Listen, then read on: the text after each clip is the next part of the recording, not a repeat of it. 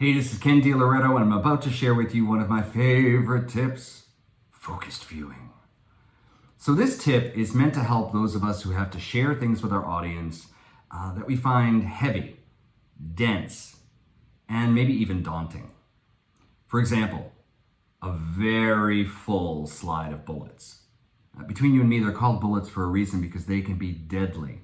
And many, leading a virtual session, will read those bullets to their audience. Now, I don't know about you, but everyone in my audience can typically read. So why would we do that? It raised the question for me years ago that led to the tip of focused viewing. What is it if I'm not going to just read the slide to the audience? What is it I want them to do with it or think about? And if I ask those questions in advance, it helps me see possibilities. For example, if I were to show you this slide in a session and I had not used the focused viewing technique, you may find me reading the tips to you, or perhaps even paraphrasing the tips and then adding even more verbal words, making them even more dense.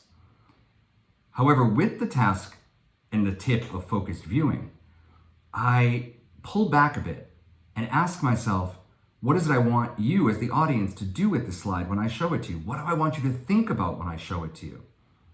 So, knowing that you're all leading virtual sessions, you're probably encountering some things that are working for you and some things that you find challenging.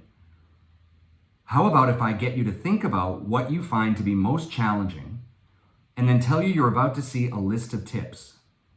Your task, to review those, quickly skim what you find on the slide, and as soon as you find a word or a phrase that to you looks in some way interesting, to go to the chat box and let us know what it was. That then will enable me to tease out the chat box and get some really great conversation going.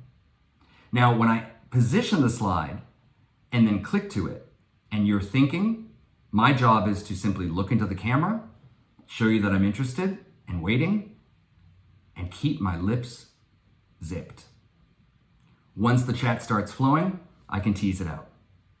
So that's my tip for focused viewing. I found it to be useful for slides of bullets, for detailed graphics, processes, anything that's difficult for you to bring life to. And I'd be curious to hear what some of your tips are to bring life into some of the challenging parts of what you're leading. So feel free to share them. As a result, we'll all get smarter.